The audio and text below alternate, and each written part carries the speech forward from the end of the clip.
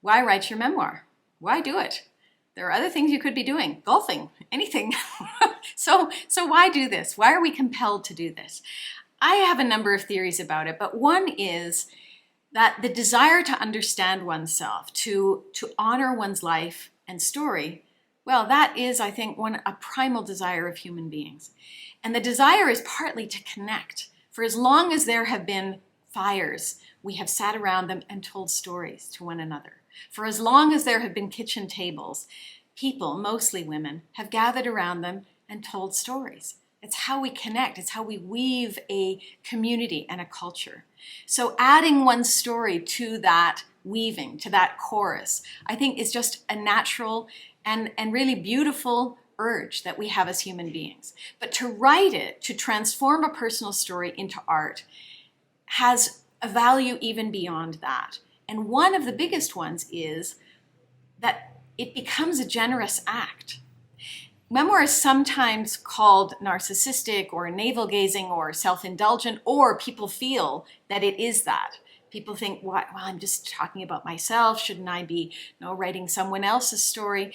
But something quite remarkable can happen when we craft our story using the tools of memoir with the idea that it is going to be ultimately for someone else. Even if it's just for our children, even if it's that we leave it and we don't know who else is going to read it, or that we have an idea that we'd like to publish it and share it with the world, that impulse actually has a generosity behind it. It is a sharing of our story, and most often what we're called to share is whatever gift is on the other side of the story of what occurred in our lives. What made us who we are today? What did we gain from this? What insight, what wisdom can we pass on to someone else as a result of having lived what we did? And that gift, that meaning that we have forged from our story, that is part of the difference between just a personal story in a journal or that you tell at a party, an anecdote.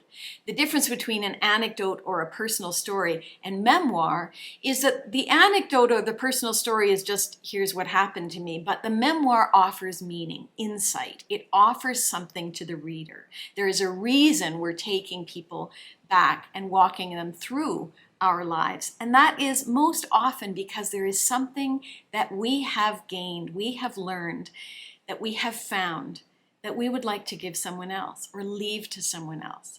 And even if all we are doing is leaving for our children, our grandchildren, our friends, an account of our time on this earth, it is unique and priceless.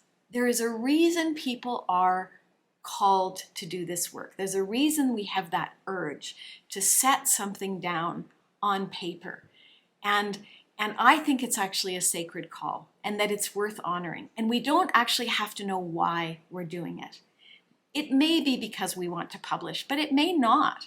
And it may be the opposite. We may start thinking, I just want to set this down. And then once we begin to develop the craft and become good at shaping story and become good at the craft of writing, we realize, oh, this actually speaks to other people. People actually really enjoy this. And I would like to put it out into the world.